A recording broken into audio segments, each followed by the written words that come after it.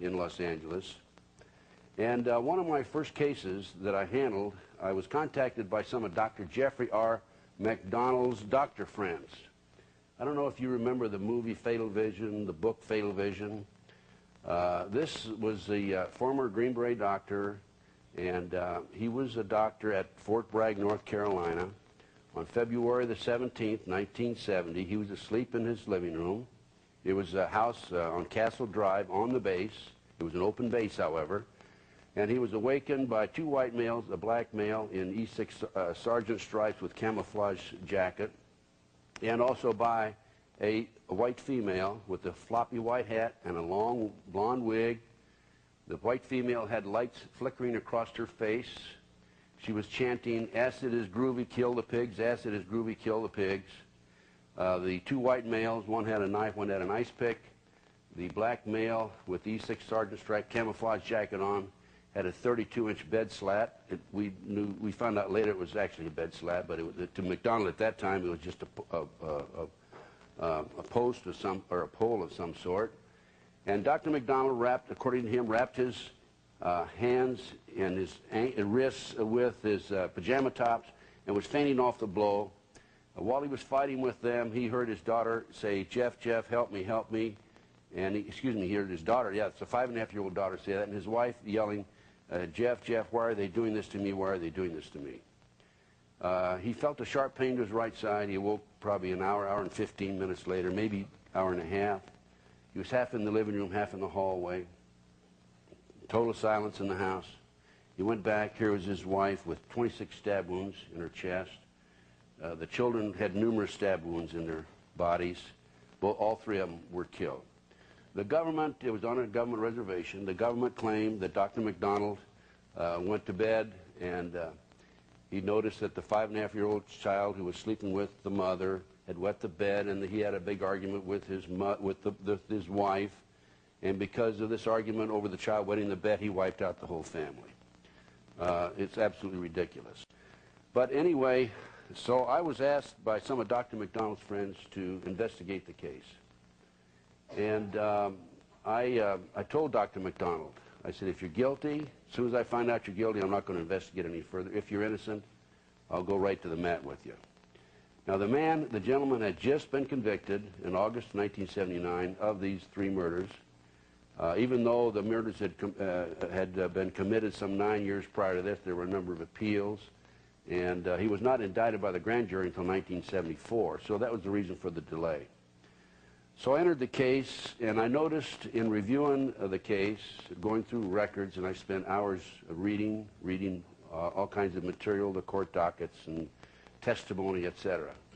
I noticed that skin that was in Colette's fingernails was turned over to William F. Ivory, who was the chief investigator for the Army, and it disappeared. Dr. Macdonald did not have a scratch mark on him.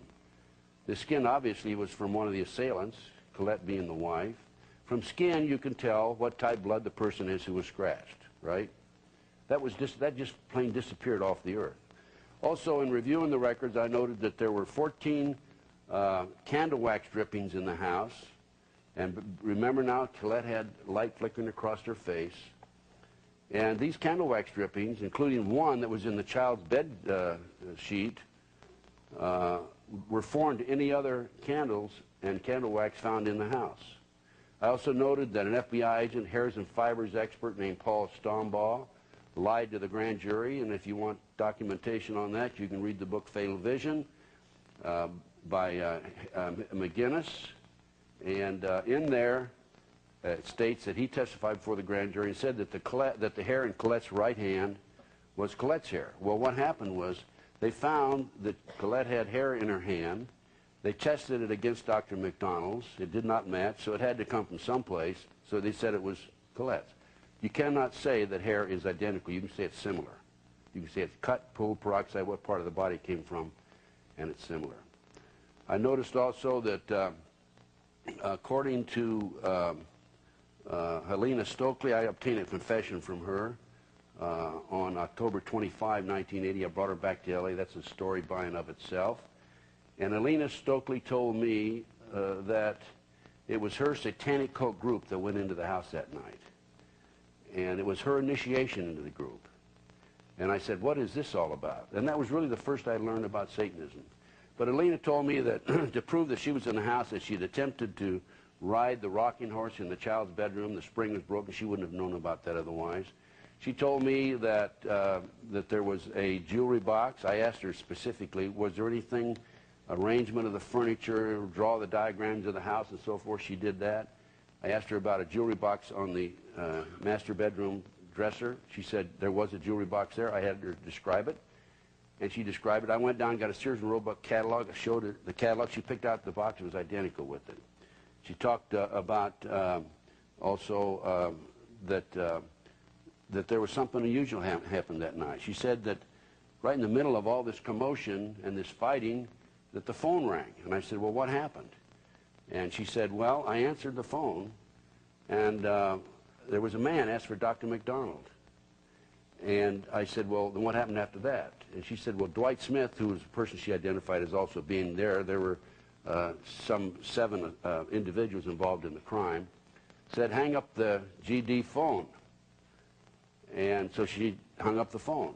Well, later on, I found out through my investigative effort that the person who made that call was a fellow named James Fryer, and he was in the penitentiary in western North Carolina, out of Asheville, North Carolina. And I called the warden. I made arrangements to go out and interview him on a Saturday morning. Well, when I arrived out there that morning, can you guess what happened? He had escaped the night before. And in developing additional information on the case, I learned that one of the early prosecutors, Jim Proctor, was the judge's ex-son-in-law. He was divorced from his wife, but still the judge was a grandfather to the children. And I learned that the police intelligence files on this group of Satanists that Alina described by name gave me descriptions of exactly where each one of them went in the house, what happened, step by step. Intelligence files disappeared out of the Fayetteville Police Department files, and also out of Waycross, Georgia, because one of them had been arrested down there. I learned subsequently that there were 2 black fibers on Colette's tongue in her mouth.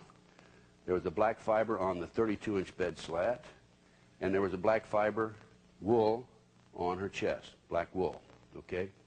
Determined it was black wool. The FBI had in their notes, their handwritten notes, that it was black wool, and a question mark as to where it came from. When the report was filed, typed up, the formal report was typed up and filed and furnished to the defense, that information was left out. Now, in conducting my investigation, I learned that the only black wool in the house that night was Alina Stokely's skirt. She had on a black wool skirt.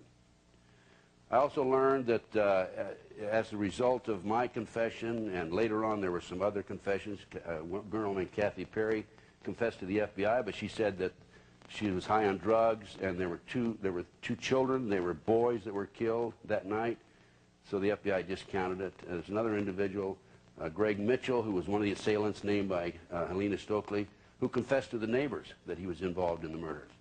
But to this day, to this very day, that man is still in jail, in spite of this overwhelming evidence that he's innocent. Now, to confirm and document that it was a satanic cult murder, there were several signs that were left behind. This is always usually the case. They always leave signs behind. There were unexplained bird feathers in the house. There was a headless doll, and the 2.5-year-old child had 10 shallow ice pick wounds in her chest in the form of an S. I asked Helena, I said, Helena, what did that S stand for? And she said, Satanism. So this was a shock to me. The Macdonald case, this man's in jail. I couldn't understand it. I went on national television, a number of national TV shows. I debated Freddie Kassab, the father-in-law, on CNN. And also a psychiatrist was there. And I talked about this satanic aspect. And I had people calling me from all over the country, telling me the same basic story, from the East Coast, the West Coast, North and South. And I had people that, what you'd call them multi-generation Satanists. That's somebody who was born into it, mother, father, grandfather, grandmother are involved in Satanism. And adult survivors, that's somebody that gets out, usually has to go into hiding to survive. I had these people call me from all over the country telling me about the ceremonies and about the extent of the satanic movement in this country today. So I started investigating it myself. I gave a number of lectures on it. I had some national exposure, of course.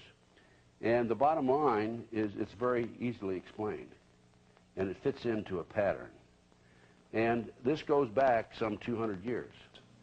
Helena Stokely told me that the reason for the cover-up was because her satanic cult drug group were bringing drugs in from the base that had been flown in plastic bags in the body cavities of the dead GIs from Vietnam in Air Force planes, CIA planes. They were bringing the drugs off the base and distributing them up and down the East Coast. And they went in on their own, wiped out the Macdonald family, without the knowledge of the higher-ups in the drug operation, which included some top Army personnel, some police officers, 2 attorneys in Fayetteville. And the higher-ups were afraid that if there was an investigation of Helena Stokely's satanic cult group, it could expose the whole operation. You want documentation on drugs being flown in plastic bags in the body cavities of the dead GIs? Look at Time magazine, January 1, 1973. I mentioned Mena, Arkansas, drugs. By the way, there's been so much heat placed on Mena, Arkansas, that they shifted their operation for this drug activity to Biloxi, Mississippi. I mentioned the laundering of money on the Mena, Arkansas case. They were laundering their money through the Arkansas Development Finance Authority into a BCCI bank in Atlanta, Georgia, and one in Florida. And they also laundered their money in Ross Stankowski's bank in Chicago.